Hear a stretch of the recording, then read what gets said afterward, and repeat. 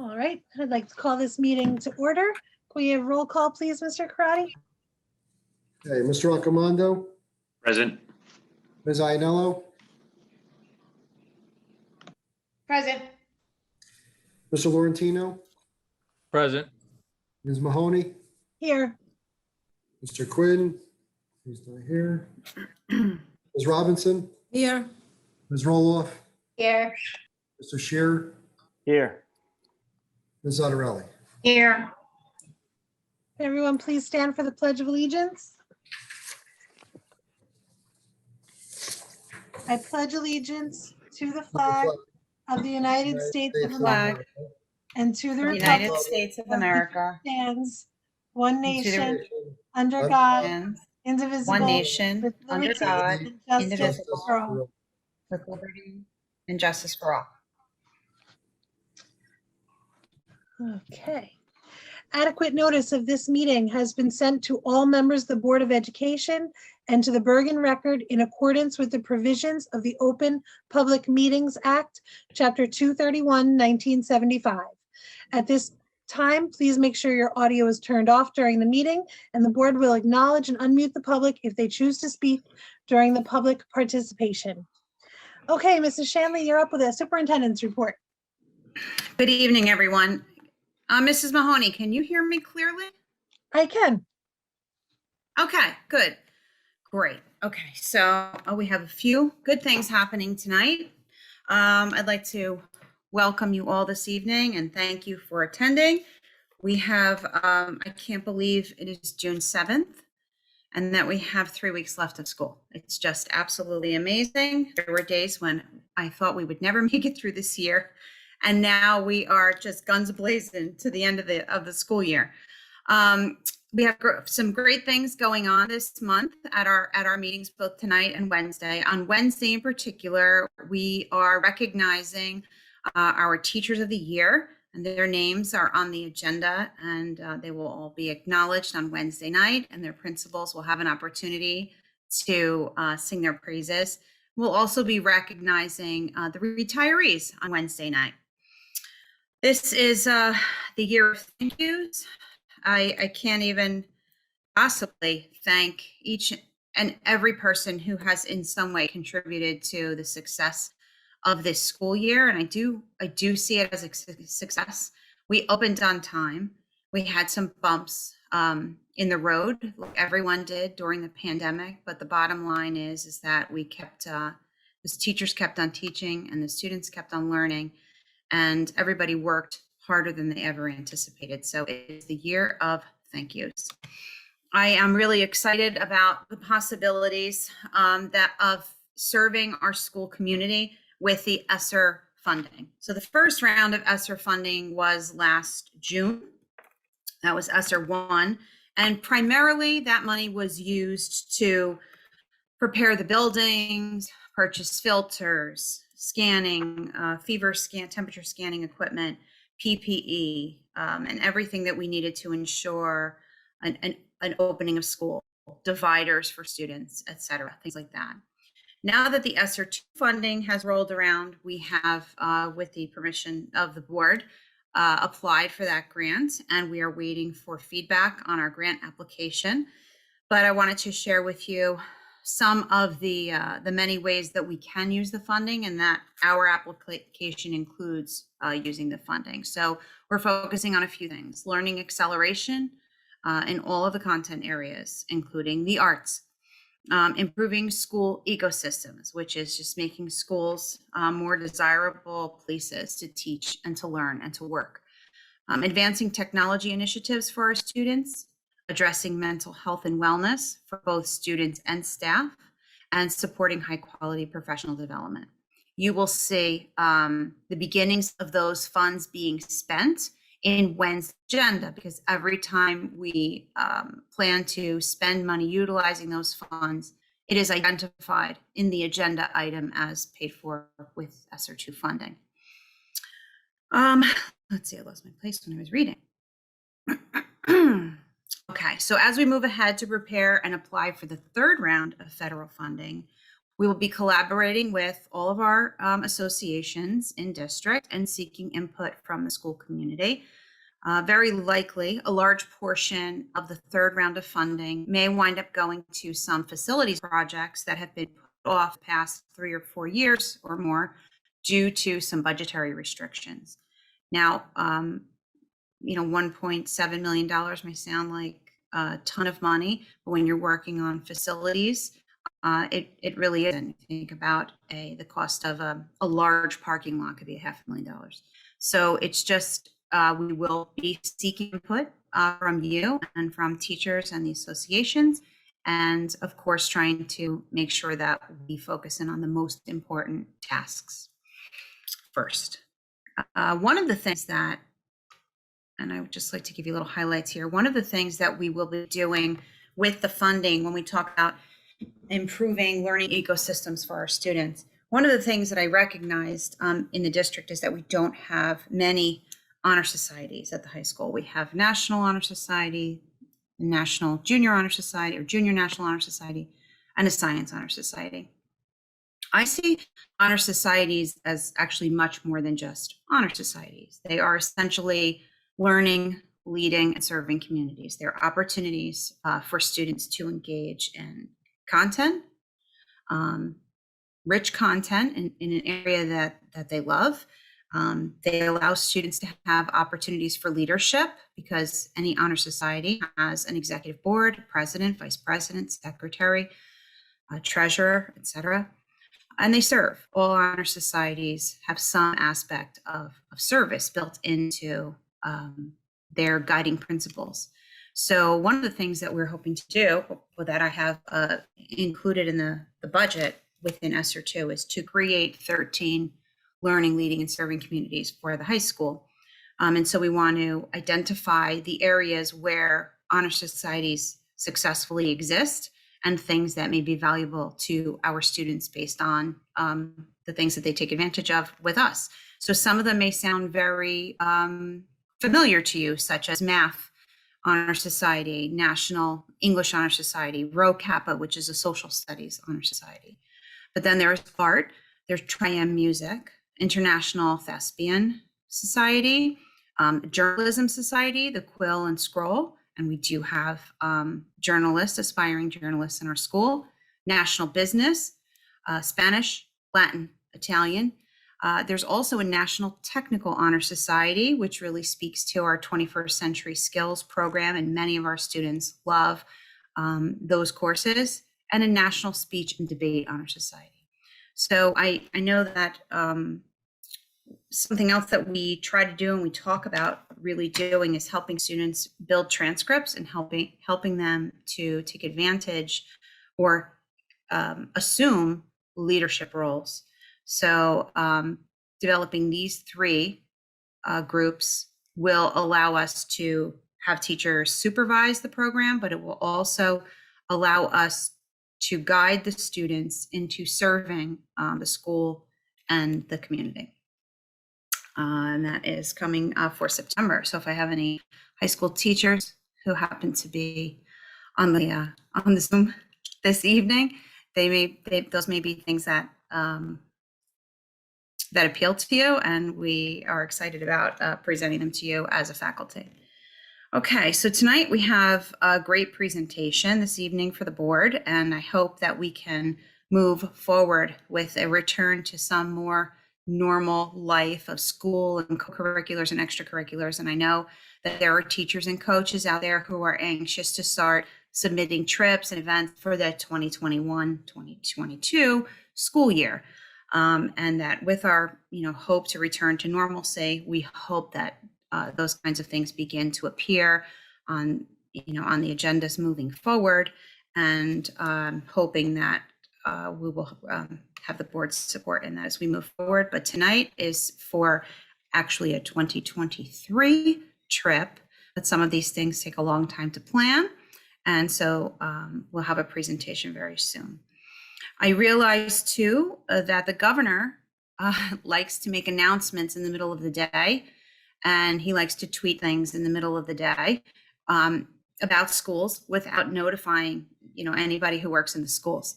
So many of you may have heard or read his statements, tweets, or posts today before any of us did.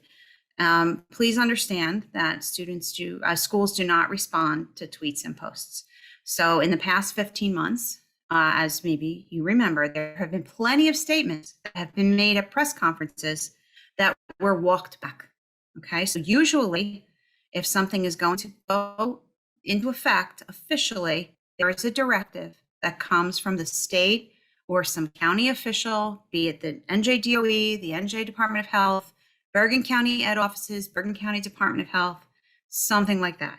So I promise you, we will make concessions where we can, as long as those concessions do not pose any risk.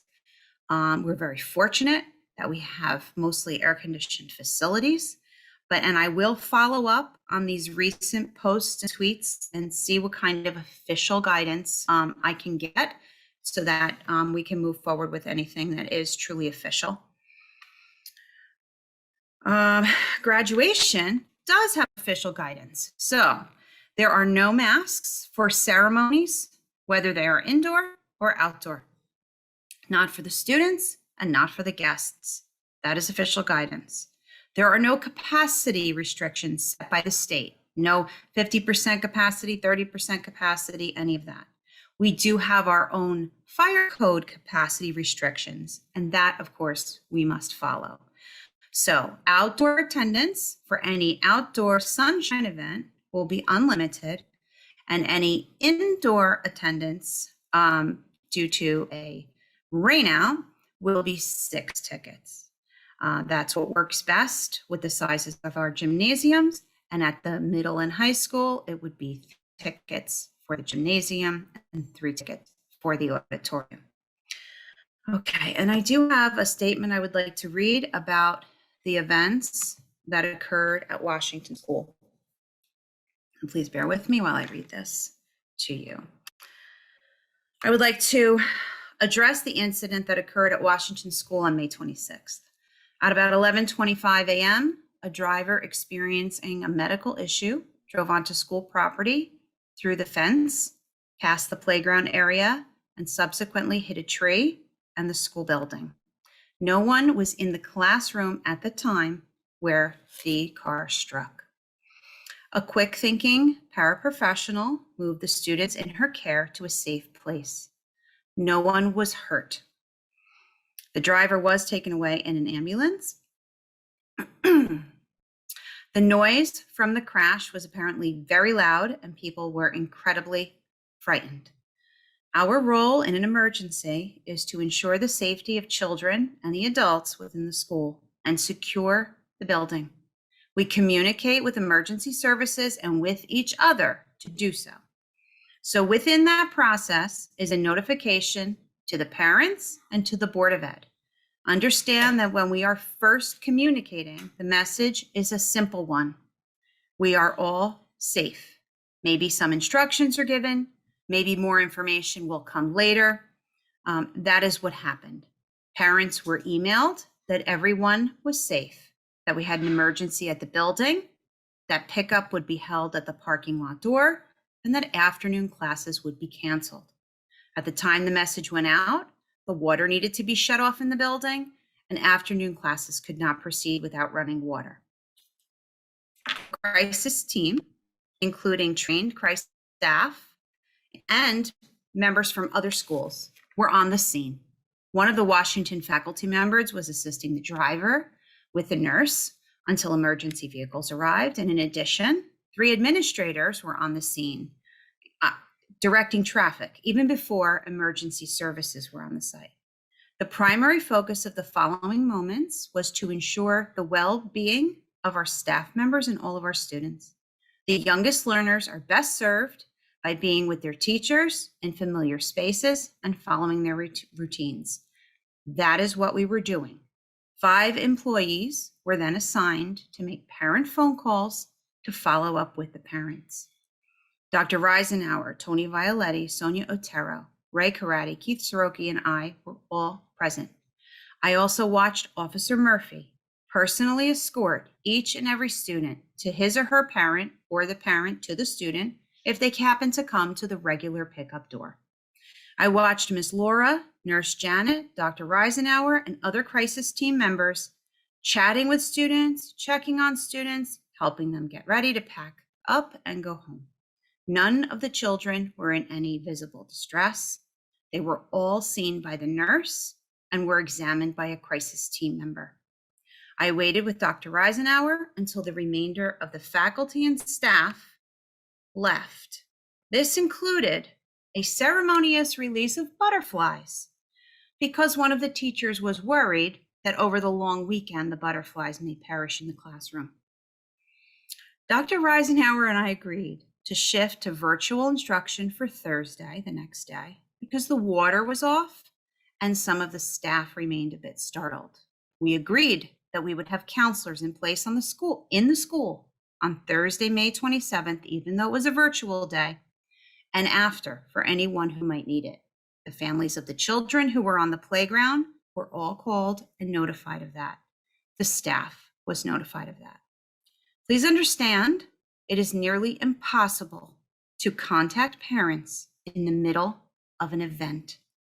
We sent out a message and then we followed up as soon as we could. In the event that the parents did not receive the email message, they would have picked up at the regular time at the regular door. And that did happen in some cases, and there was no problem. Officer Murphy was on hand escorting students and their parents to their cars. The procedures in the aftermath of the accident were executed as planned in our emergency plans. We followed all emergency protocols and involved multiple emergency services, including Bergen County officials. Amazingly, after the event, the building was calm and very quiet. The events after the incident were remarkably different from the scene that was painted in the Daily Voice article. The district office, my email, my phone, my assistant, Mr. Karates, and nobody in the central office was ever contacted for a comment. Had we been contacted, my message would have been this: I believe divine intervention today saved the children on the playground, our employees, and the driver. I would like to make special mention to Miss Raneem Cass-George, our paraprofessional who was on the scene to protect our little friends. I could not be more proud of the quick action of our faculty and staff of Washington School, the leadership of our administrative team, the commitment of our crisis team members, the cooperation of the students and their parents, and the emergency services of our Saddlebrook Police Department, fire and EMS, as well as our facilities and maintenance staff. Thank you all for following our emergency protocols and for remaining steadfast in serving the children. The playground will be closed for the remainder of the school year, and we will be conducting a facilities meeting of the Board of Education to discuss options for addressing the playground moving forward.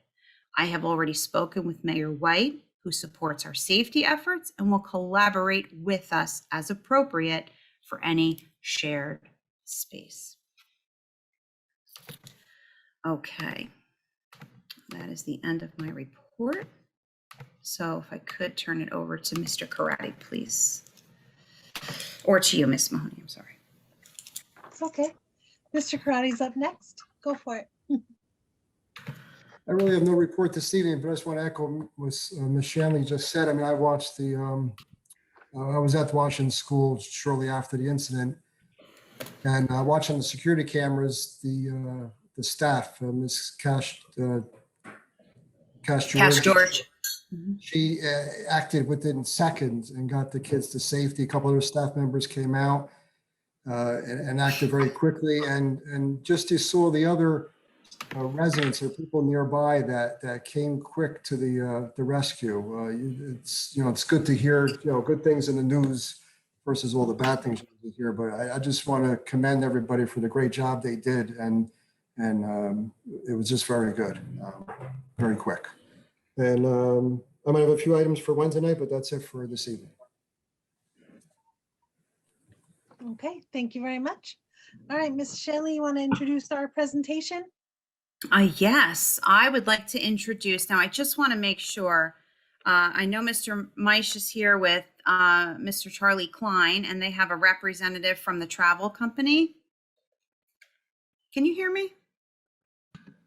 Yeah, we can hear you. Okay. And who has the presentation, Mr. Meisch? Do you have it? Who No, will be sharing? Mike is going to share his screen, so Great, he has the okay. presentation, and I'm given too much credit for my role in this. It's really Okay. all Mr. We'll Klein.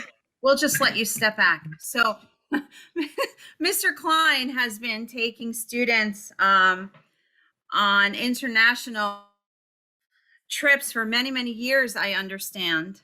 And I think he's excited to move past the pandemic and start planning for a year and a half from now.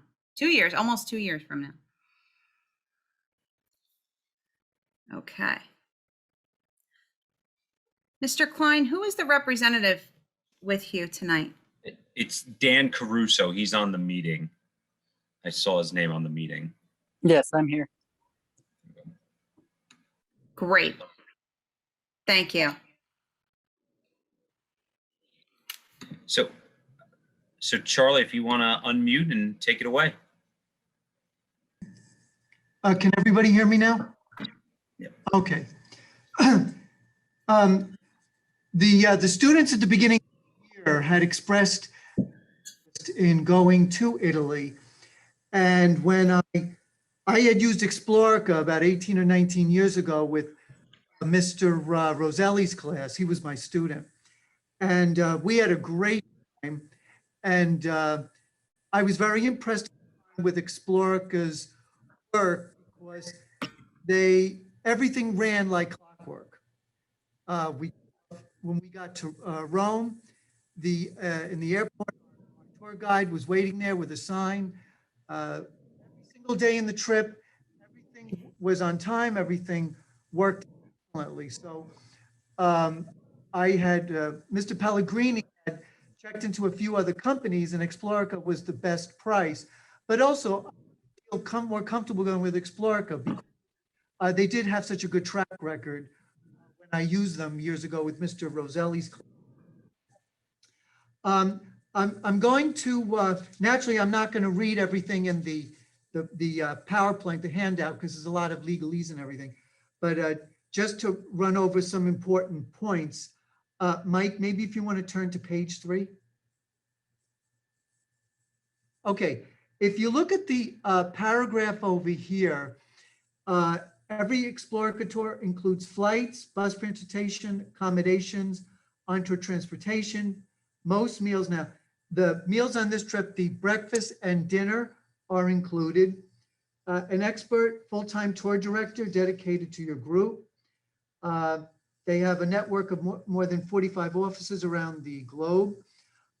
One of the things that I appreciated on the last trip, and Mr. Caruso has said will happen again, our tour guide was with us every single day, all day long. And she stayed in the same hotel with us, so we didn't have to worry. I didn't have to worry, what happens if something happens at night. So the person was with us constantly.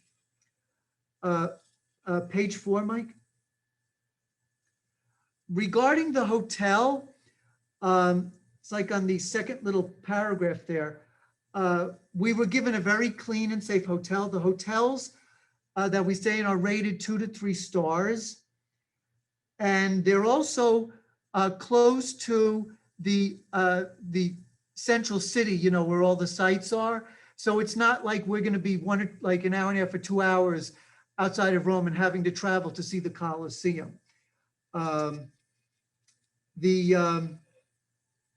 that paragraph, the selection of hotels, students are roomed 3 to 4 to a room, which is standard, and adults are roomed 2 adults to a room, which is why the adult cost is a little bit more. And now, if a parent goes with a child, the parent does have the option of the parent and the child rooming by themselves. Okay. So I just wanted to make that clear. And of course, that would be a little bit more money. All right. Page 5. Now, as I said, our package includes breakfast and dinner. We pay for, the person pays for lunch. And our tour director is with us continually. And Mr. Caruso has assured me their tour directors get rigorous training in how to deal with any kind of a problem, the bus breaking down or say a kid getting sick or whatever. So they receive excellent training in how to deal with any kind of emergency. The other thing that I like is if you look at the third thing there, communication on tour, we're going to be gone for 10 days. So naturally, parents are concerned, like what's happening and how's my kid doing? And the company provides a tour diary where the kids, they get to post. I guess it's all, I don't have a blog, but and I'm not really that familiar with a blog, but I think it's sort of like a blog where every day the kids will have, they'll be able to send pictures back. This is what we did today. We had a great time. We're safe. We're happy. That kind of a thing. Page 6. By the way, at the end of my presentation, Mr. Caruso, who is the tour director of the company here, he's opened himself up for any questions that the board might have. Okay. Safety and security, of course, that's number one on everyone's mind. And the company, of course, is cognizant of 24/7, emergency care. And regarding they also offer a travel protection plan, $12 a day, $18 a day. They have a travel protection plus. And I'll get into that in a couple of minutes in the next slide. They also have a $50 million liability insurance policy. They're a member of the United States Tour Operators Association's 1 Million Travelers Assistance Program, so that they're insured. And they're also affiliated with a number of youth associations as well. So the company is very well based and insured. Page 7. That's the liability. If you look at the second paragraph here, Explorical's liability insurance is one of the largest in the industry at $50 million. This insurance coverage extends to cover certain individuals acting on behalf of explorers, tour directors, program leaders, chaperones, other volunteer speakers. Okay, your school can be named as additional insured if desired. Okay, and it says, of course, your concern for the student's safety and peace of mind is utmost. They also provide cancel, and we'll get into this, if they take out insurance, cancel for any reason. And I'll get into that in a second. Page 8. The participants on the trip have 3 different options. They can pay in full at the very beginning in one lump sum. They can pay monthly, which is what I think most people would opt for. And they can also use a 4-step manual plan where they would pay not every month, but like a larger amount several times over the next 2 years. Okay.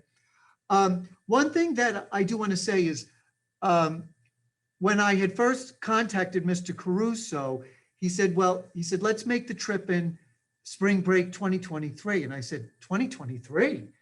And I said, why 2 years? And he said, and it was a good idea. He said, well, first of all, he said, the pandemic will long be over, so we don't have to worry about that.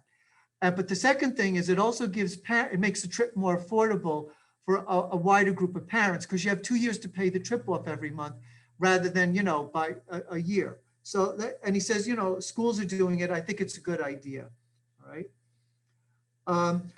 In the manual plan, the monthly manual plan, the parents will have 20 or 21 months to pay off the trip.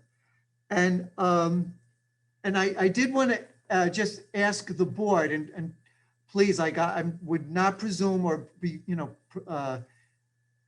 be presumptuous or anything to tell like anything what to do. But if the board could possibly come to a decision before the end of the month, that would help us out a lot because let's say, for instance, the board does approve the trip, then the parents would have like July and August, they'd have 2 more months to added to paying off the trip, rather than like having those 2 months subtracted. But of course, that's your decision, but it would help out. And payments are made by the credit card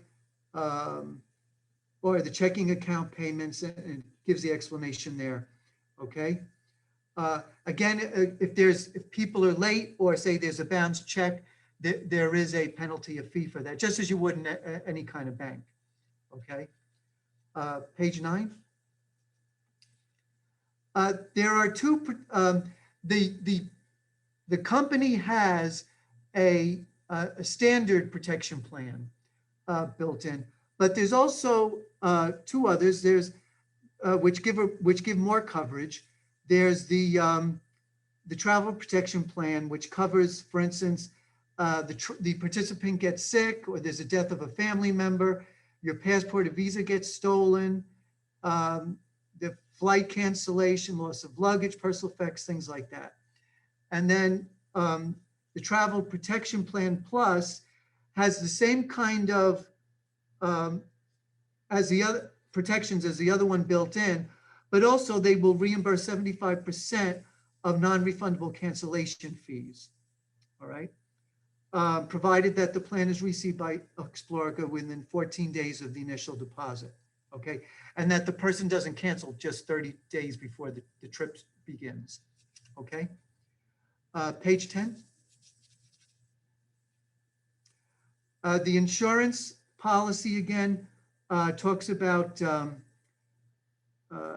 again, the person's covered in a city in which on the itinerary of the trip, in case that the passport or something's stolen, visa is stolen, that kind of thing.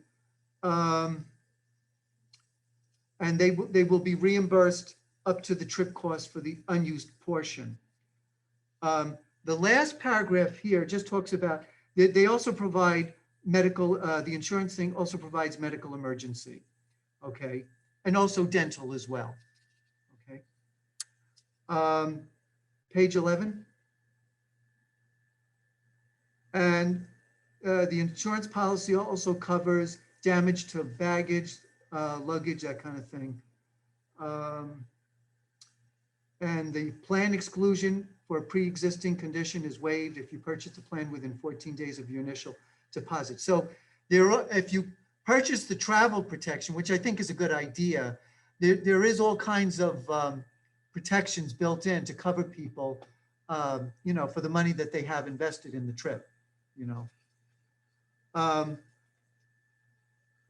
Page 12 regarding positive feedback. I could easily have put my name there because 19 years ago when I took Craig Roselli's class and Miss Altamura came with us, we had an absolute wonderful time. When I was first setting this up with Mr. Caruso, I had said to him, because when I was younger, I was on a study tour where they literally ran us for like 16 hours a day, every single day. And don't get me wrong, I love Roman ruins and I love that. But like after the third or fourth day of 16 hours of looking at ruins, it was like enough already. So one of the things that I was insistent on was that there would be some free time built into the trip. And they did it on the last trip and it was wonderful.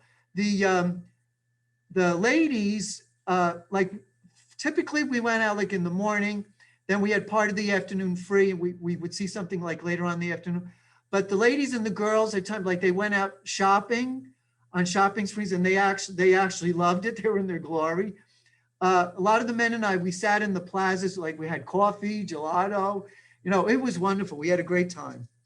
And everyone came back and they said it was a really nice combination of educational and seeing things, and at the same time actually enjoying Italy and in seeing like what the culture was really like. On page 13, and I'm going to get into the itinerary. The itinerary is great. It's even better than what I had years ago. We're looking at spring break in 23. So this would be April 7th, which is Good Friday, to April 16th would be a week from Easter Sunday. Okay. Page 14. All right. And what will happen is we actually, the way the trip works, we kind of like fly into Northern Italy and then work our way down. So on day one, like the first day, we'll fly into Milan and meet our tour director. Then we go to Venice and we'll also have dinner en route to Venice.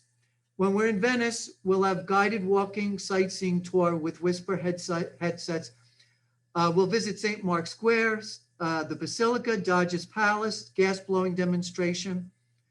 And there also is time built in, free time. And I do want to make something clear that I told the students. At no time during the 10 days of the trip will any student be allowed to go off on their own. Absolutely not.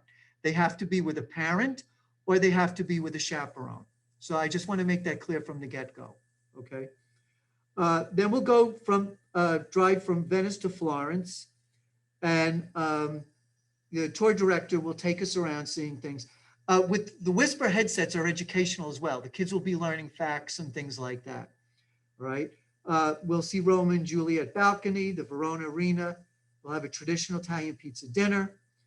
Then we'll see more things in Florence, the Whisper headsets. And it says all the things like there, Dante's house, Giral's bell tower, Santa Croce. Okay. From after Florence, we will travel to Rome. We'll see St. Francis of Assisi Basilica.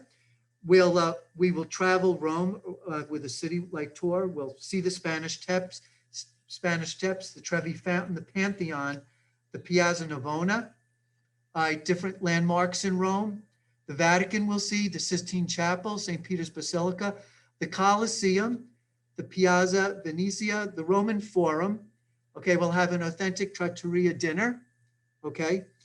Now, one of the things that tour, day 8 and tour, that is not for us. That would be like a typical thing. We're getting the extension. So on day 8, what we will actually do is we will drive from Rome down to Sorrento in southern Italy, and we will visit Pompeii, which I'm very excited about. I've seen it before, but it's always great to see that. You feel like you've stepped back in ancient Rome. And then we will sleep over in Sorrento. Then on day 9 in the morning, we will see Herculaneum. I had one of that built into the trip because in our former trips, we've never seen Herculaneum, and it's really fantastic to see. So we will see Herculaneum on this trip, and then in the morning, and then like afternoon or whatever, we will drive back to Rome, stay over in Rome, and then day 10, we will fly back to the US, okay? And then the thing there, it says the tour invested cost is, for the kids, it's like $33.73. For the adults, 23 and over, $3,700. And I said part of that is because of adult sleep, only 2 to a room, okay? Now, what's included is, hold on one second, my lights just went on. What's included is the round trip airfare. Now, if you know, like airfare to Europe is expensive. It's like $1,500 just for the airfare. So we're staying in Italy for 10 days. That includes the airfare, all transportation. We'll have a tour bus, sightseeing tours, site visits, all hotels, breakfast and dinner, with a full-time tour director, for $33.70. I mean, it's a really, really good price. Mr. Caruso for the 2-day extension really, really got us a great price for the 2-day extension. Does anyone have any questions for me? No? Does anyone want to address any questions to Mr. Caruso? So maybe we'll have Mrs. Mahoney navigate that. Is that okay, Kelly? Sure. Okay. I was just going to say, Mr. Klein, I want to be a chaperone because this trip looks amazing. Mhm. Oh, Mrs. Oh, it Ira, is. It Mrs. really Robinson, you is. too. Mrs. I Ira, have you a two question? questions. I have Sure. two. First, Go ahead. who's going to be eligible for this trip? Oh, you mean students? It would be my Latin students. And Mr. Pellegrini is bringing several AP history students. Okay, and how is this trip going to be affected, if at all, by any travel ban, not so much bans, but with vaccinations? At this point, I'll let Mr. Caruso answer that. So ultimately, what we're trying to achieve by putting it in 2023 is that we're not going to have to worry about something like that. In regards to vaccinations, it's also not something we are necessarily addressing at this time, as it's not something that's mandated by any country to travel in and out of. We do know that traveling, and it is something that we're doing at this time, we are traveling internationally, but we're being fully aware to the restrictions that each individual country that we're traveling to require. The biggest thing that they are requiring is going to be the testing, very similar to what we have in the US. So it's not much of a difference or anything that we aren't familiar with here in the US at this time, but it is things that we're adapting to and making sure that we're fully aware of as we have individuals going to different countries. So ultimately, if this is still something that's going to be happening, I truly don't foresee that it's going to have a vaccine required from any country. To be completely honest with you, I don't really foresee that happening anywhere in the world. But I do foresee if this is still happening, it's going to be more so testing prior to leaving, testing as soon as you arrive, and just truly as much testing as any country is going to require is what we're going to assist with. And make sure that all of the individual travelers are prepared to do so. One of the things we did do, we had a couple groups go to Costa Rica what was it, 2 months ago now? And they were requiring testing upon arrival. And that was something that was unique. We ended up adding it into the cost of the trip and setting up the testing for the individuals in your area that they were leaving from. So we've been adapting the best we possibly can, and that's something that we will continue to do if it's necessary moving forward. Thank you. Carol, can I make a comment? Yes, please. First, I was fortunate to travel to Italy about 2 years ago to do this almost exact itinerary. So really, like her, I want to go and do it again. The only thing I'd want to see on this a little more is we kind of went over the insurance somewhat, I don't want to say quickly, but as best we could. And we saw in the last year that insurance became even though people had it, became a huge issue. So the only thing I'd want to go over and see it a little more detail is the insurance. I know we anticipate 2 years being fine, but who would have anticipated the last year? I just want to make sure our families and students are protected. That's it for me. Yeah. We certainly learned our lesson from that with some of the trips in the past. So now we know that we would have attorneys review everything for exactly that. Yes. I mean, I can address if you'd like. Mhm. Ultimately, we have come out with a COVID policy, and we've maintained essentially that the same policy from when we were pulling groups off the planes. Truly, we had a couple groups that we were had going to Europe as everything started.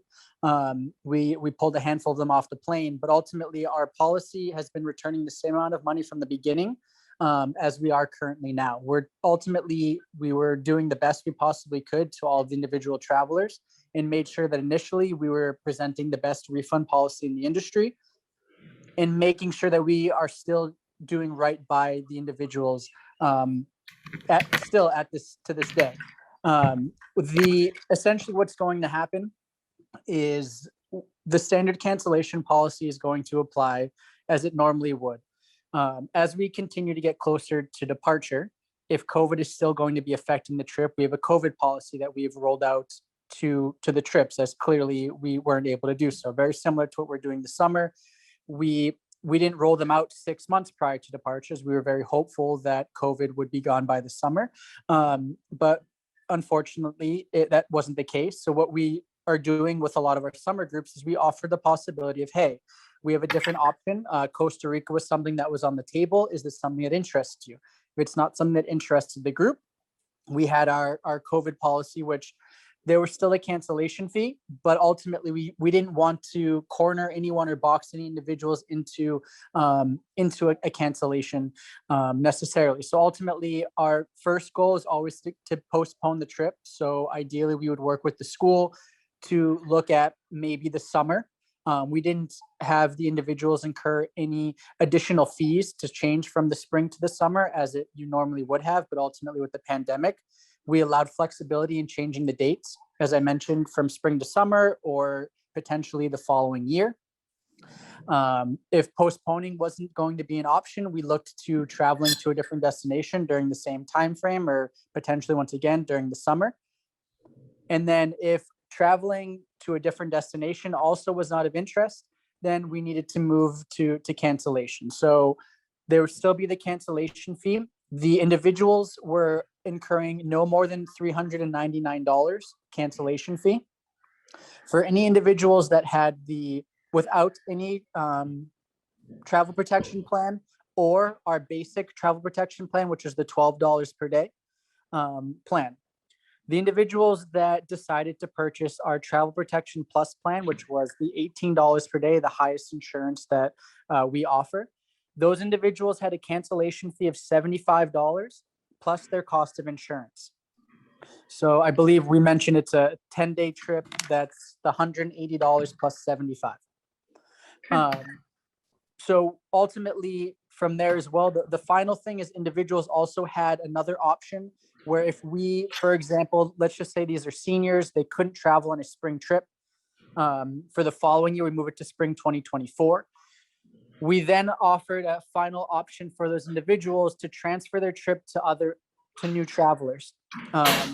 So providing a final option where they don't need to incur a cancellation fee, and doing our best to provide just something that can help if they, of course, they're graduating, they can't travel.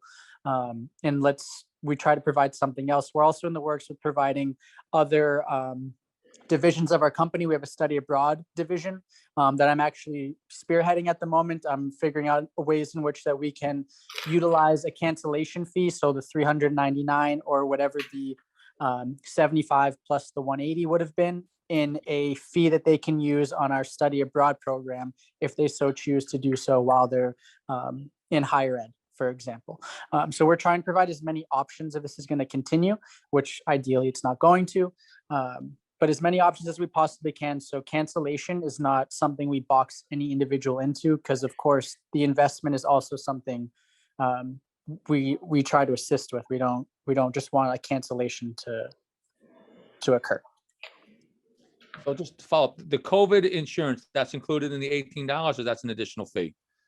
So the COVID policy of no less than $399 is something that every individual has, whether they purchased insurance or they did not purchase insurance at all.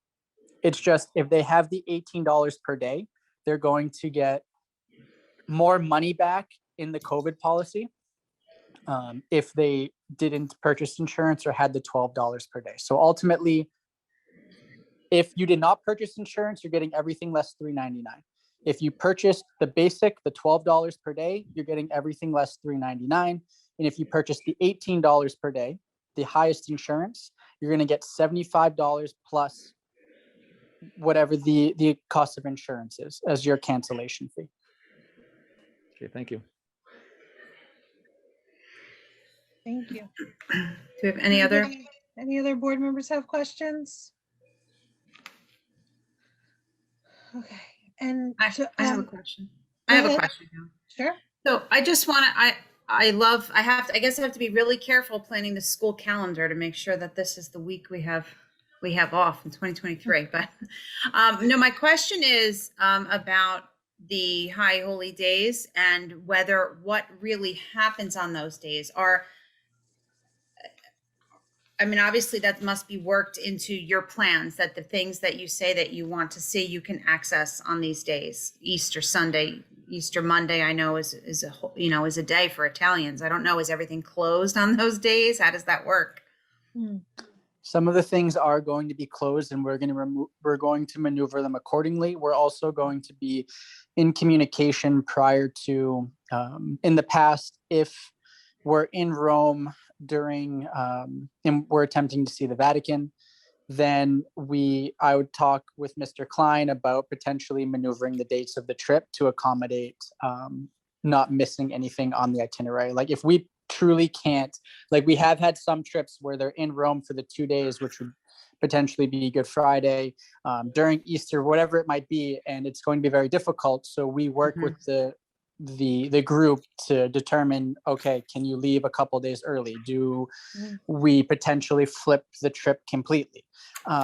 So figuring out ways that we can still assist in providing the trip with still traveling during the holy days. So like what, I guess you would address things like restaurants and meals that might not otherwise be open.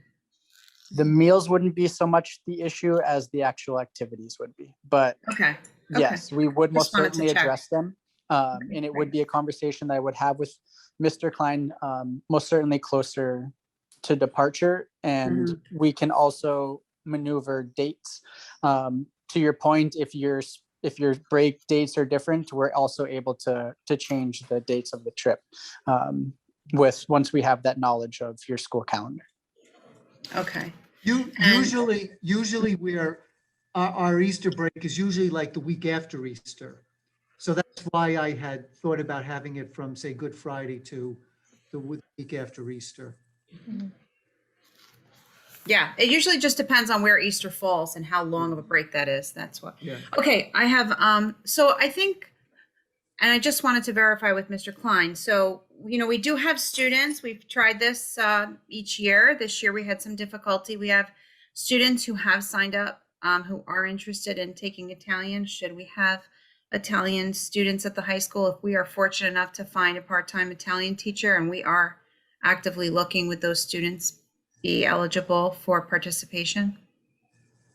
That I would have to, that I can't say at this point because I don't want the group to be too large because then it becomes unmanageable. Mm-hmm. It would depend on how many kids sign up. Okay. And it's my understanding that you've conducted some interest inventory of your current students. Yes, yeah. How many families or students, paying students, do you believe you have?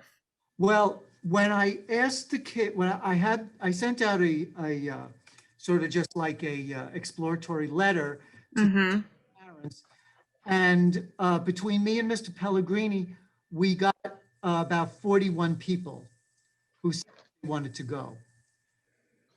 Okay, so any thoughts on how many of those would actually sign up? That I can't say. Okay, and how many chaperones do you need for a trip like this? Or does Explorica, I mean, we have our own policies, but what does Explorica recommend? Mr. Caruso, if I'm correct, it's 7-1, isn't it? Correct. We can manipulate the free place ratio accordingly if it's something that if that number does not work for the school board and we need to change it, then we can most certainly go ahead and do so. But we can do 5-1, 7-1, 6-1, whatever the school board is going to need for approval. We can maneuver the free place ratio. At the moment, though, at the 7-1 that we have, so ultimately for every 7 full paying travelers, we're going to have a full, we're gonna have a free chaperone available. That's your price. That's included in the price here. If you make it smaller, the price is going to increase, correct? You are correct. Yes, Okay. that's what I wanted to mention. It should increase roughly $50 if we drop it down to a 6-1, if that's something that is required. Last time, I don't know what's going to happen this time, but years ago when I took Mr. Roselli's class, that wasn't even an issue because, well, in a sense, because I had literally almost every single kid had a parent go. So, which was nice. I mean, built-in guardians and chaperones. Mhm. Right. So we'll see what happens this time. Although, one of the parents had spoken to me, and she said it was a good idea to have, with chaperones, to have a certified teacher, because this way, the been fingerprinted, they're certified and everything, so that's something else to consider. Well, yeah, anybody who would go on any of our trips with our children, even if they were a paying participant, if they were an adult, they would need to be fingerprinted.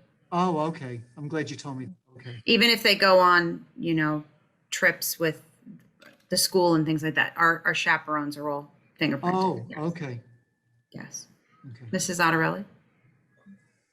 Since we're not having convention this year, I'd be more than happy to volunteer as a chaperone.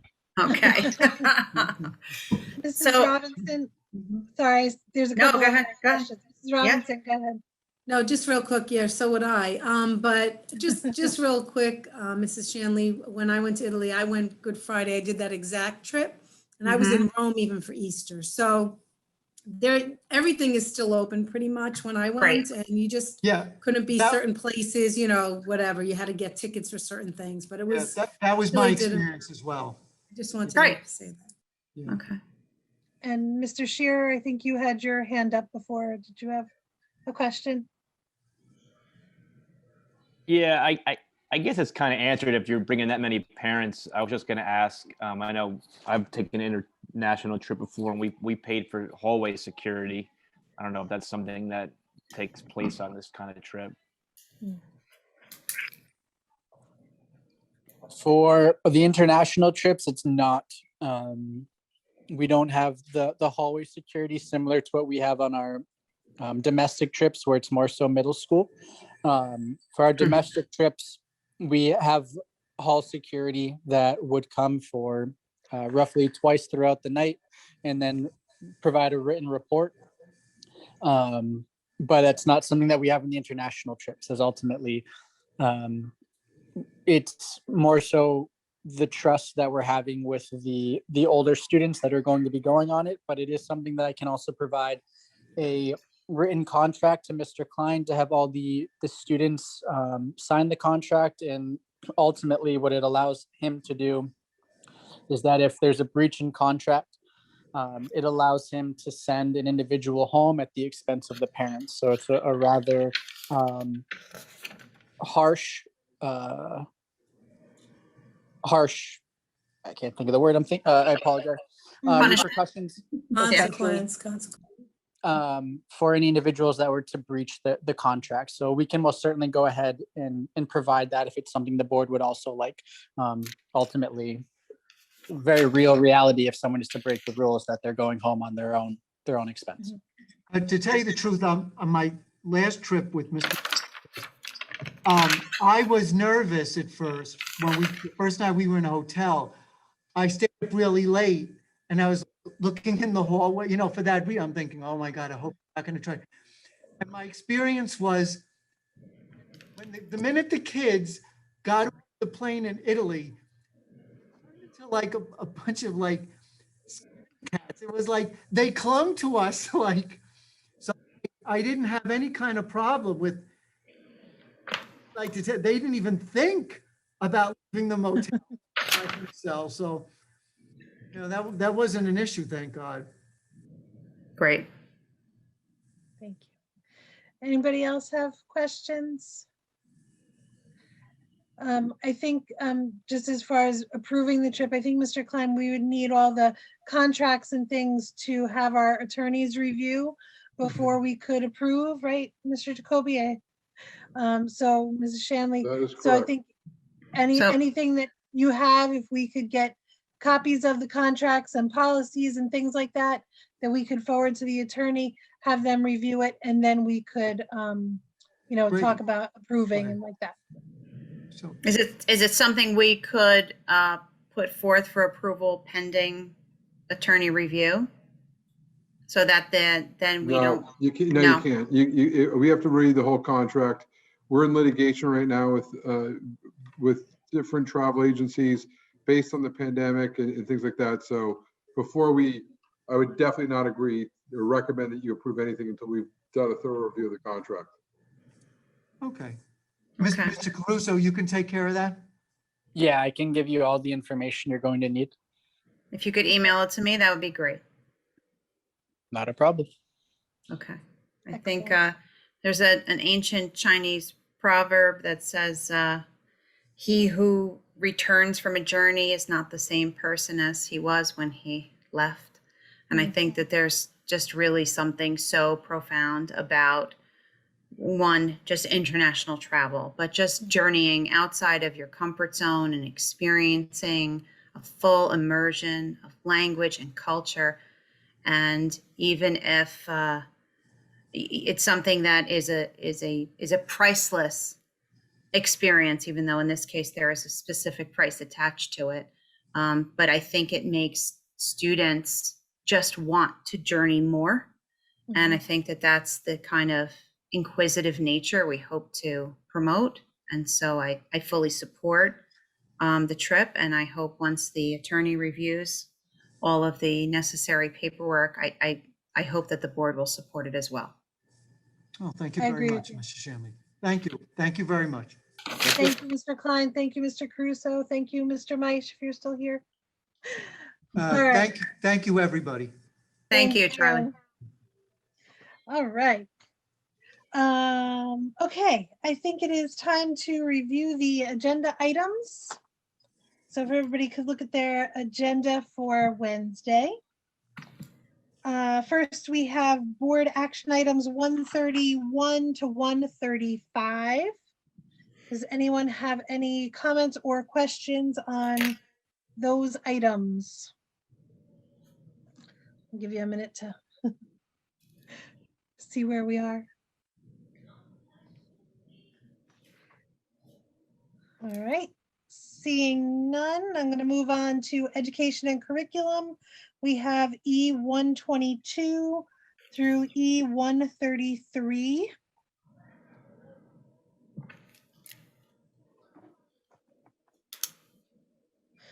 Anybody comments, questions on education and curriculum? Through the chair, I have a question on the, I guess, the ESSER 2 grant. Okay. Now, what happens if it doesn't get approved? And other question is, what if it gets approved for 1 year, then what happens to those teachers? Okay, that's a good question. So when I say we're waiting for it to be approved, these are entitlement grants. So this is money that is earmarked for us. So when you go through the process of applying for these grants, there's a lot of narrative in the front that you explain what you're doing with it, why it's important to you, you cite research, etc. If it's not approved, it would actually just be sent back to us for revision. And they may say, we want you to fix this, we want you to fix this, we want you to fix that. And then we resend it, and then they send it again. So basically, it's just a matter of back and forth until they're happy with the language, etc. That's the first question. The second piece is for the second year, everybody who's being hired with ESSER funding knows they're being hired with ESSER funding. And then we have told them that it will be a 1-year position in some cases. And in other cases, we're going to try to work those positions into our general budget. In particular, the SAC counselor at the high school and the technology support person. So those are two positions that we believe we will be able to work into the future budgets. The others very often are students who are just out of school and they're looking for great experience and they know they're going to be part of an intervention team. And we hope we will not have to be remediating students so intensely as a result of the pandemic year after year. Okay. Anybody else questions on that section? Okay, next we have finance, budget, and facilities, F443 through, it was a long one tonight. Yes, the F473. long agenda, Yes, a lot of work. yes. As you go through all those items, I gave you an update over the weekend. Just want to give you a further update. Most of the items have been, exhibits have been attached. F460, I'm still waiting for that document, but it's, it's the same as last year. It's just the dollar amount would be revised. And 472, I received the IDEA allocations, but not the ESEA yet. So that could be revised by Wednesday. We might either, if we have them, we'll put the numbers in. If we don't, We'll take it out. by DEA. Correct. Okay. If you have any questions tonight or even through, we take action on Wednesday, let me know. Okay. Mrs. Zonarelli. I'm sure it's on there. I just don't really want to look through all the numbers, being honest. In the update that you sent, Ray, you said that we were going to be retiring one bus and we were also going to be purchasing new vehicles. Yes, so in the budget for next year, 21-22 is a vehicle lease purchase, and that entailed one school bus and I'm thinking one maintenance vehicle and a couple pieces of lawn equipment will be wrapped into a vehicle lease. One's coming off the books, and we're able to do another one to replace some old vehicles. Yes, a bus is aging out, and we're trading it in and getting another bus that's number 469. The vehicles will probably be on the August agenda. Thanks. Anybody else questions on the finance and facilities? Okay. We have the two policies, the technology policies for the devices. Any questions on those? Those are a second read. Just a comment real fast, Go that we ahead. did make some minor changes in 7522 for devices to staff members under section 6, 7, and 8, and those changes were basically, and Ms. Shanley can correct me if I'm wrong, but just to protect the teacher should something happen to the device that's through no negligence of their own, that they would be somewhat protected, as opposed to just saying, hey, if your thing gets damaged through the fault of your own, we're not gonna Right. replace it. That's all I had. Yeah, I have Thank a you. question through the chair if I could. Sure. Would, on 7522, would those be subject to Oprah if, God forbid, somebody wanted them to? Well, everything that's, it depends, things that are not operable are like student records, and things like that. So Yeah, if no, it's- that's, yeah. Right. So if it's emails with students' names in it, but I mean, we know, because we've set other policies in place where teachers and faculty know that there's really should be no expectation of privacy when you're using district device and district network and email, et cetera. And that is mentioned in the policy. Thank you. Okay. Any other questions about the two policies? Okay. On negotiations in closed, we're going to talk about the memorandum of agreement for the board and the Custodial Maintenance Association. So we'll hold questions on that for now. And then personnel, aside from anything that would be enclosed, if anybody has questions on any of that.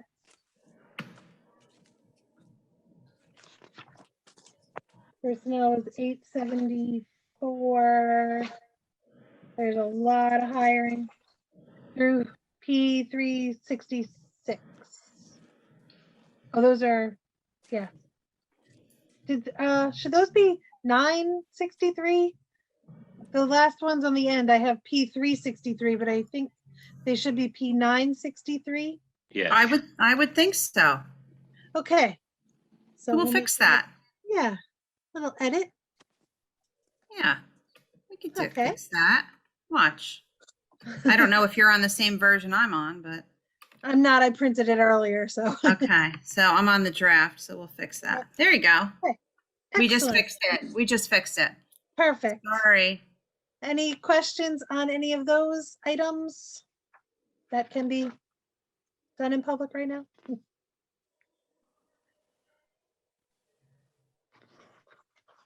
All right, I am not seeing any at the moment. Again, if you have any questions, you can always email Mrs. Shanley, Mr. Karati, myself, whoever, and we'll get your questions answered before Wednesday. Okay, I think that is it for the agenda for now. Do we have any other committee reports? I don't think we've had any committee aside from the negotiations. No, okay. Correspondence. Okay. Old business and new business. A couple things before we, 1 second. I know I had sent out an email to you guys about making dates for Mrs. Shanley's evaluation. So we're going to need to do that. I'm hoping to get a date on the calendar next week for just the board members who are involved to discuss the evaluation. Hopefully I will get that out. I will share it with you this week at some point. So if we can do it next week. Does anybody have any days next week that are good for everybody? I'm thinking maybe like the Wednesday of next week, the 16th. So Would through the everybody- chair, I'm Yes. sorry, Wednesday Oh, is my Wednesdays son's. are not good for you. No, Tuesdays aren't good for me, but that's my son's 30th birthday and we're going Okay, somewhere that day. I know, Okay. you know. how about Thursday, the 17th? I'm okay with that. Okay. Any Thursday, the 17th look good for those members who are involved? What time? I don't know, you guys tell me. Would like 6 o'clock be okay? Is that too early? Is that too late? Michelle, do you work late that day, right? Yeah. Yeah, okay. Would 7 be I better? have to look. I'll email Okay. you and let you know exactly like what time my last is. Okay, all right, so let's aim for Thursday and we'll talk about the time. And then we'll talk about the date for when we discuss it with Mrs. Shanley. I'll email you and we'll get all those dates finalized because I believe we're gonna have to put out special meetings for those because there'll be 6 of us, I think. Yes. Also, before I go to other board members, just an announcement for everybody who's on the meeting, starting with our August meetings, we are going to be back to in-person meetings in the auditorium. Yay! We also at that time will no longer need to be Zooming our meetings. They will be recorded as they used to be. So if you would like to address the board, you will need to come to the auditorium and do so. So starting with the August meeting. So with all the restrictions and things being lifted, we needed to give everybody enough time to adjust. So starting with those August meetings. Can we Okay? still wear a nice shirt with a pair of shorts? Sure. We'll put a We'll be skirt hiding- on, We'll we'll hide put a behind skirt on the right, folding skirt. table so no one There can you see go. you wear your slippers. Okay, all right. So Mr. Accomando, I saw your hand up about old business, so you go. New business. New business, go ahead. I want to congratulate the kids that received their confirmation this past weekend. But I also want to kiss up to you a little bit and tell you that your daughter's voice is phenomenal. She did a great job. Oh, thank you so Really. much.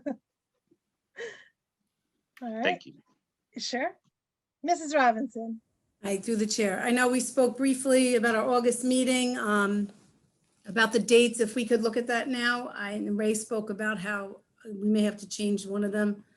I'm not available the 23rd and the 25th, so I wouldn't be able to come to those meetings.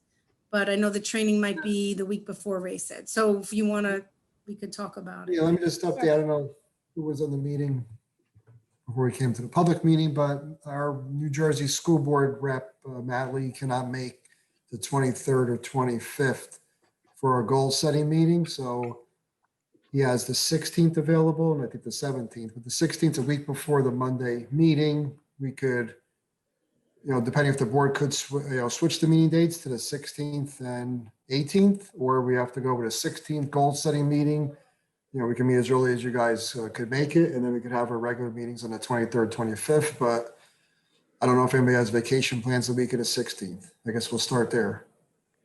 I won't be around the 16th through the 18th. Anybody else will not be available that week? Okay, so we got 1 and 1 either week. How's the week of the 23rd look for everybody? Well, the problem is we don't have Matt the 23rd. Right. But just for the meeting. Can I ask a quick question? Yeah. Could we have the 16th be obviously the goal setting meeting and possibly, I'm just saying, like do Monday 1 week and Wednesday the following week? We can. You know what I mean? So that Marty would be there 1 week and I would be there 1 week. Yeah, just saying that we I could, gotcha. if that's possible. I mean, We- that's just a We thought. could do that. A lot of boards do their work session 2 weeks before, a week before. I mean, it just may require a little bit of adjustment between the work session and the regular to know that there are going to be probably a lot of things added in that week To the agenda. of the So agenda. then, when School's would- just opening When would we be doing our training? on the 16th. But Training? Marty can't make that. Right, but Matt is only available the 16th and the 18th in August. So we pretty much have to have the goal setting on the 16th. Or the 18th, one or the other. We don't really have a choice. He's got 2 kids getting married. I'm just gonna put it out there too. We're taking Bianca to college, so me and Chris we won't be here. Right. Okay. So, all right, is anybody else gonna be gone the week of the 23rd and 25th? I'm looking at Matt's email. He also has the 12th. I don't know what day the 12th is. I'm looking it up. I am not here on the 12th. I was gonna tell you away the 12th. Yeah, I'm not here. We might have discussed that, right? I'm sorry. All right, forget that. Okay, so board members, what do you think about doing the caucus with the goal setting on the 16th? And then doing the regular meeting on like the 25th?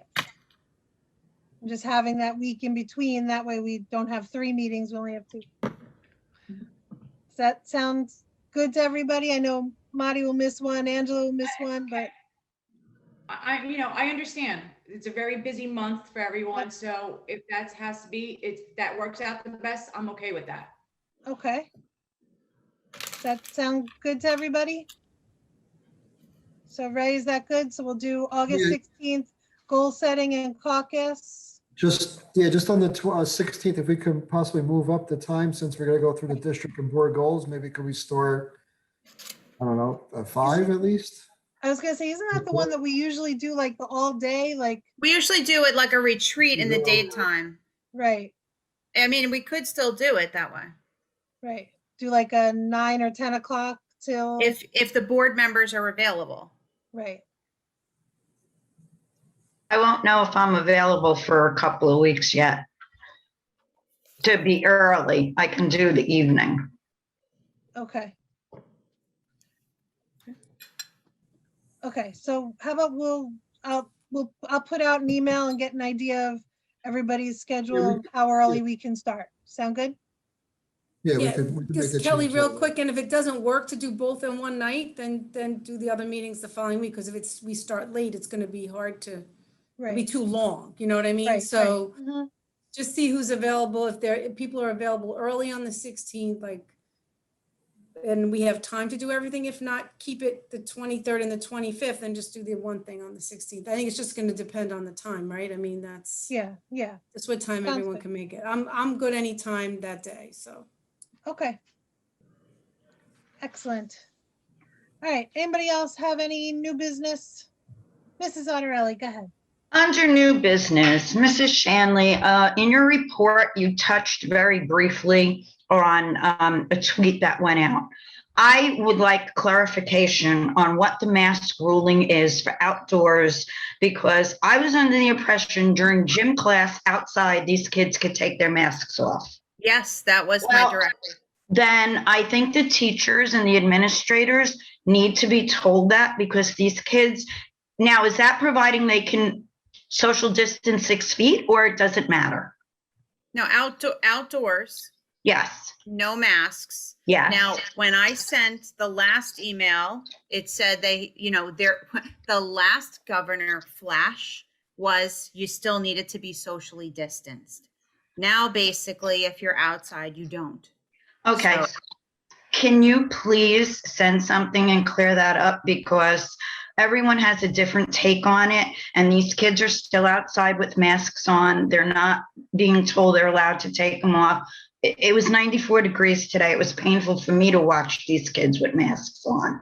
I will. So- And the only caveat to that was that at the time when I sent that message, at that moment, they still had to wear them on the playground equipment, because the kids get on top of each other to slide down and things like that. But that's since the outdoors has been lifted completely. So, but Okay.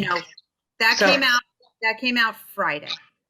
Okay, so outdoors, they do not need to social distance, and they won't be wearing masks outdoors. Right. But what we do is, as you understand, we have them walk out with the masks, take them off, and then walk back in with the masks. So they go in a pocket. Absolutely.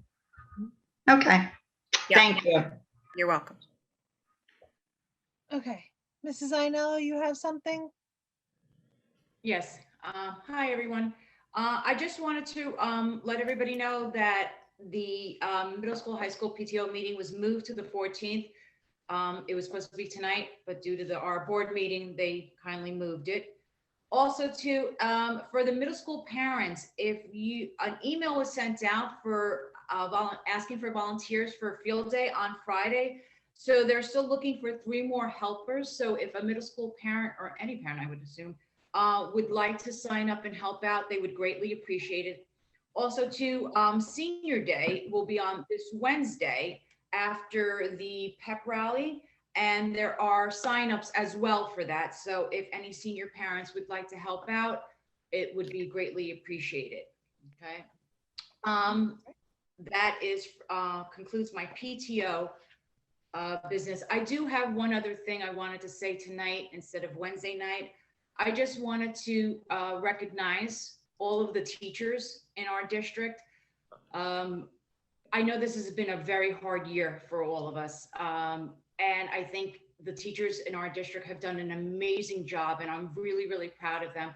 I have to say, I've been privy to hearing some of the teachers that my daughters have, and we really do have a great set of teachers in here. So I really commend all of you. Again, I know this has not been an easy year, but I think you've done a great job, and I appreciate it as a parent, all the work you've done. I also want to thank all of the parents for their patience throughout this. I know that maybe we haven't done or decided everything you've wanted. We've tried our best, and I appreciate your support at home, as well as the support from the custodial staff and our nursing staff and our guidance department. It's been a very overwhelming year, and I think we have worked really well together, and all of our staff members have worked so well together that I think we're successful because of them. So I wanted to thank all of them. So hands. Thank you. Thank you so much for everything you've done. It's truly appreciated. Yes. Thank you. Thanks, very Marty. much. All right, anybody else have anything? Okay, then I believe it is time to open the meeting for public comment. So can I have a motion to open the meeting for the public? Motion. Thank you. Second. Thank you. All in favor? Okay, I already see a hand raised, so give me 1 second. Residents are requested to state their names, addresses, and subject matter. In the event it appears the public comment portion of the meeting may exceed 45 minutes, the presiding officer may limit each statement made by a participant to 5 minutes duration. Issues raised by members of the public may or may not be responded to by the board. All comments will be considered and a response will be forthcoming if and when appropriate. The board asks that members of the public be courteous and mindful of the rights of other individuals when speaking. Specifically, comments regarding students and employees of the board are discouraged and will not be responded to by the board. Students and employees have specific legal rights afforded by the laws of New Jersey. The board bears no responsibility, nor will it be liable for any comments made by members of the public.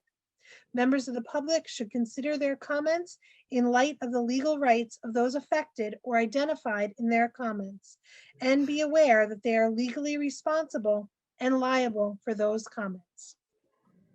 Okay, if you would like to speak, please go to the participants and find the raise your hand. And I see we have a couple, so Mr. Karati, take it away. Yes, first we have Kenny. Hi, yes. My name is Janine Reingout, 258 Madison Avenue. I want to address the incident that happened at Washington School. Ms. Shanley, you said that the email was sent out saying there was an emergency closure because of a water issue and all No, the it's children not. were safe. Excuse me, I have the email here. It says all children are safe, but there is an emergency in the building and we have to cancel afternoon sessions. We'll dismiss from the parking lot side of the building. Nowhere does it state that there was no water in the building. Also, I don't understand. I pick up my grandson and we were not notified until someone called me and said, did you hear what's going on at Washington School? My daughter works. She does not have access to emails all day long. An emergency phone call should have gone out. There are maybe 5, 6 kids in each class.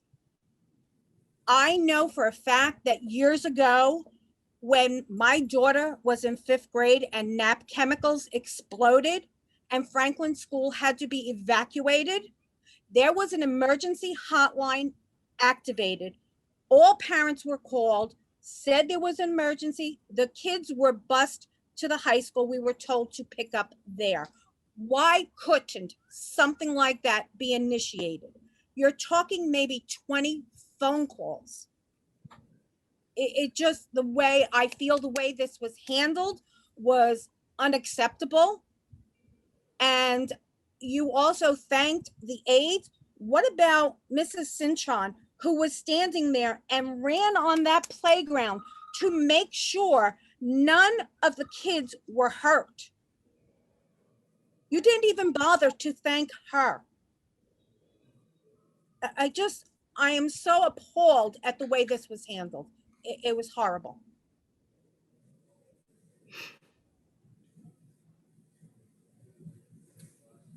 That's all. Okay, thank you. Next we have Thank you. Jessica Corinne. Hi, Jessica Corinne, 36 Netlick Drive. First, I'd just like to say that I really hope the board supports the trip for Italy. I'm being a Saddlebrook resident my whole life and going to the high school.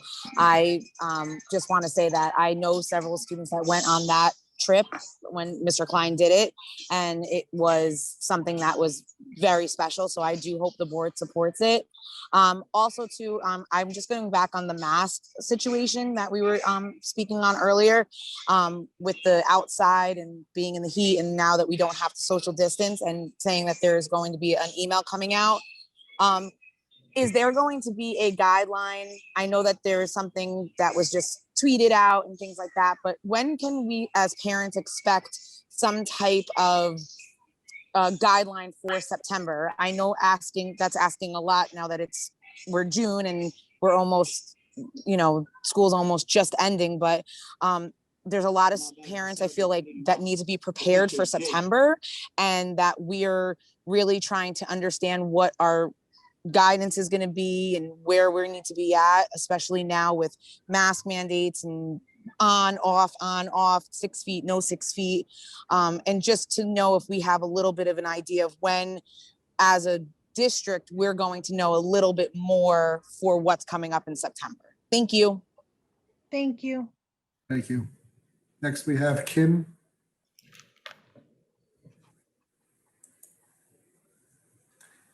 Can you hear me? Yes. Yes. Okay.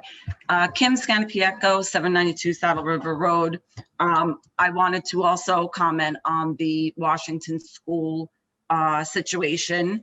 I agree with the woman who just spoke on a lot of her points. Mr. Karate, first of all, thank you for acknowledging that it was not only school personnel who jumped in to help corral the children. I think the situation was downplayed, and I think that's unfortunate for the children. I know a crisis counselor called my daughter and insisted that the children were not on the playground, which is not true. So if you're going to hire a crisis counselor, I think they should be versed in what they're counseling people about, and they should be counseling people on true facts.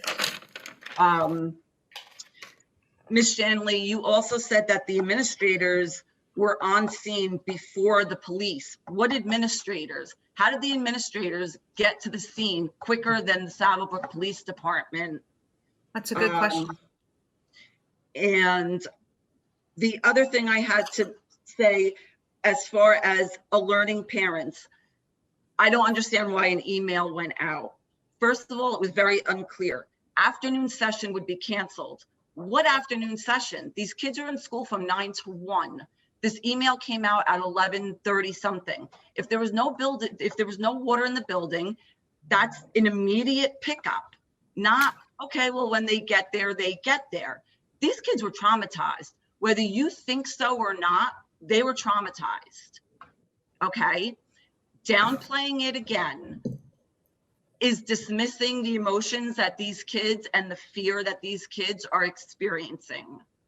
And it's a disservice to them. It's a disservice to parents. When parents drop their children off to your care, you should have appropriate emergency response in place. And we should learn our lessons from past.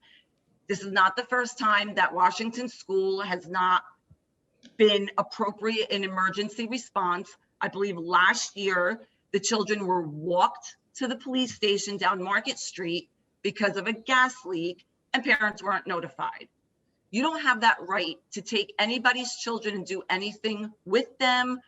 I understand you're trying to mediate an immediate emergency, so that should be your focus. But notifying parents before they read horrible accident at Washington School on Facebook, and people and parents start getting text messages and phone calls not knowing what is happening. We have a reverse 911 system in town. I don't understand why that's not used. Collaborate with the mayor and the police department. Parents should be notified immediately via a phone, not an email. The other thing I want to mention, there was only one aide on the playground. I don't understand why. Why did you feel, or why did they feel it was safe? And I appreciate her efforts in helping the children afterwards. What if that car would have hit that aide and pinned her under the ground? You would have had 6 5-year-old, 4-year-old, a 3-year-old outside in that playground by themselves. It shouldn't have happened. And I hope the board takes into consideration that rules need to be taken more seriously. Policies need to be adhered to. There's a police officer in that school. Why wasn't he outside? Why was that aide outside by herself with 6 children? I don't understand. But as a taxpayer, I'm not happy, very not happy with the way this was handled. Again, not the first time. So I really hope that you guys get together and say, what are we doing wrong and what could we do better? Because one day you're not going to get as lucky. Thank you. Thank you. Thank you. Anybody else wishing to address the board?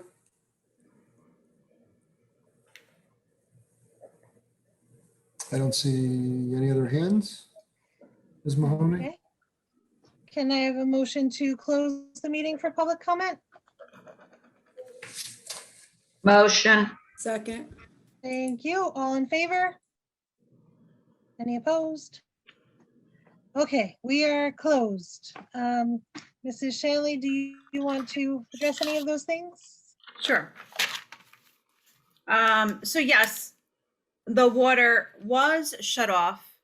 Maybe you misunderstood when I was reading. I was not quoting the email and saying that that was part of the message. So I apologize if I misspoke or misled you in what I was saying. I was aware of exactly what the message said. And it's very important to understand that when we are attending to the students, we can very quickly send an email message out to parents. It's not as easy to make individual phone calls. So we did what we could in a timely fashion during the emergency and followed up after. As far as, tweets and posts from the governor, we respond, like I said, to directives that are given to us by one of the many agencies who guide us. And until we get a direct message from them, we don't react to messages that are in tweets or posts. Plans for September are not due to the county office until June 24th. I had a meeting today, actually, with my Superintendent's Association, and the plan in the NJ, we have a homeroom, which is where all of our reports and all of our grants and everything are uploaded. That plan just opened for use today. So we couldn't possibly have a plan in place for September because I don't even know what the questions are in the plan. So that will be due to the county office June 24th. And as soon as I have an approved plan, it will be released to the parents. The most important thing that everybody should know about September is that our intention is to get the buildings into a position where we can run a full school day with lunch. That's the goal. Open school, full capacity, open school. We were just talking about an Italy trip today, and hopefully there will be other trips next year. Whether or not students will be wearing masks in September, I don't know. I don't know what the guidance is yet. As soon as I know what the guidance is, I will share the guidance, and then we will follow the guidance. So as we know, we will tell you. But what you need to know is that kids will be back in school in September. We have no intention of any sort of A/B rotation, single session days, virtual learning, nothing like that. Full school, beginning of the year in September. As of right now, that's what they're telling us we are allowed to do, and that's what we will do. How were the administrators on the scene? Ironically, the administrators were at the strip mall next door picking up lunch. They were picking up salads, and therefore they were there when it happened. And that's how they got on the scene before the police were even called. They were directing traffic, literally. I understand that the children experienced a very scary situation.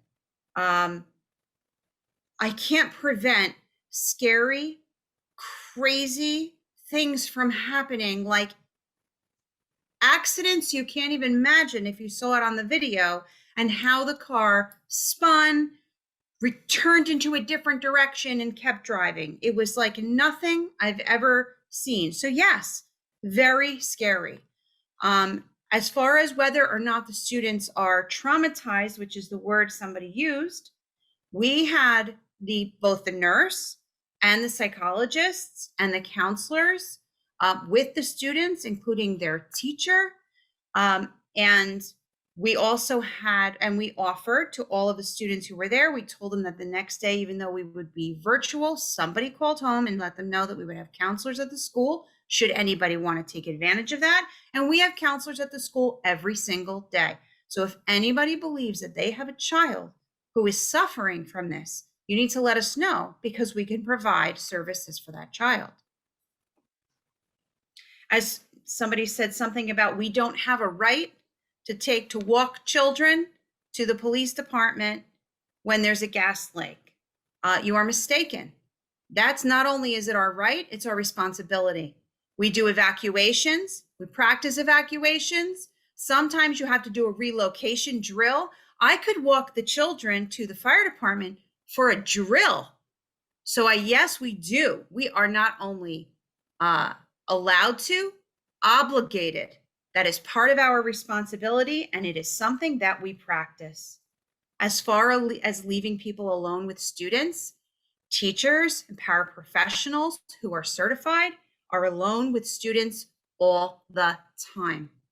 And somebody asked me a question about if what happens if it went into any other classroom. Every building that we have, except for Franklin, because it's on a hill, has some wall, classroom, or office that is exposed to traffic. These are the crazy, sad scenarios that nobody would ever dream up or imagine. But we are left alone with students all the time. That's why we're fingerprinted. That's why we're certified, because people are left alone with students. There are teachers who are left alone with a class of 25 students. This person was left with 5 students. So it's not that unreasonable. It absolutely does happen. Our SLEOs, I cannot have anybody disparage Officer Murphy and ask why he wasn't on the playground at that time, because all of our SLEOs are doing a phenomenal job of getting to know our students and our families. And I know that they take the protection of those students very seriously. But a SLEO officer cannot be in more than one place at one time, does not hang out on the playground. He surveys the building all day, every day. But I will tell you that he was there escorting students into cars, tucking them into cars, and making sure everybody was safe. And I completely disagree with anybody who says that things weren't handled well. It might not be handled the way you wanted it handled. But at the time, we sent out the message, and then everyone was scrambling to make sure that every classroom and every teacher and every employee was okay. At the same time, we're trying to get a car off of our property, cut down a fence, have children picked up, attend to people's needs. There's a lot going on. And then 5 people were instructed to call every parent. If that didn't happen on a timeline that was comfortable for people, I'm very sorry, but I've had this conversation with the Board of Education when I notify them that things are going on. There's an ambulance in front of the high school. For example, a student got sick. I'll fill you in on the rest later. Sometimes that's all I can give. And so that's what we do. And we did the very best we can. And I think they did a fantastic job. That's it. Thank you, Thank you. Mrs. Shanley. And I know that you and I had a conversation, and we always talk about in situations like this, after the fact, we always look at what did we do, what went well, what went Always. wrong, what could we do better? And that is certainly something that will be, that I have the confidence that will be looked at on how we can improve next time. So I appreciate that. Thank you. Thank you. Okay, I believe that is all we have for tonight. We are going into closed, and Mr. Karati, you want to talk about that? Yeah, so for those who have the agenda in front of you, the board and the public, with a new firm, we just kind of wrote out what there's certain items you can go into closed session for, what we always do. We had a shorter statement, actually. It was, most of it's personnel. There's contracts, negotiations, if you have student matters, HIB incidents, so forth. So what this does, this shows the 9 items under New Jersey Statute 10:4-12B. There's 9 items. And what we'll do in the agenda is, when we know ahead of time, we'll put them on there, reference, either an employee number or a contract. We'll put the statute number and a brief explanation next to it. So like this evening, Ms. Mahoney's going to read the statement, but we're going to go into close under 12B4 to discuss the memorandum of agreement with the Custodial Maintenance Association. So I just want to summarize that. We'll give like an approximate time that we think we're going to be in there, and then we would come back in open and we'll state like she's going to do now, whether we're going to take action or not. That's how we'll proceed from this meeting and when we're in the person as well. All right. Okay. Thank you. So I would like a motion to go into closed, And whereas the Board of Education must discuss matters which are not appropriate for discussion in a public meeting. And whereas these subjects are within the exceptions to the Open Public Meetings Act and are permitted to be discussed in closed session pursuant to NJSA 10-4-12B. And whereas the Board of Education intends to discuss matters as follows pursuant to NJSA 10.4-12B4, which is the collective bargaining contracts discussed between the board and the custodial maintenance for the memorandum of agreement.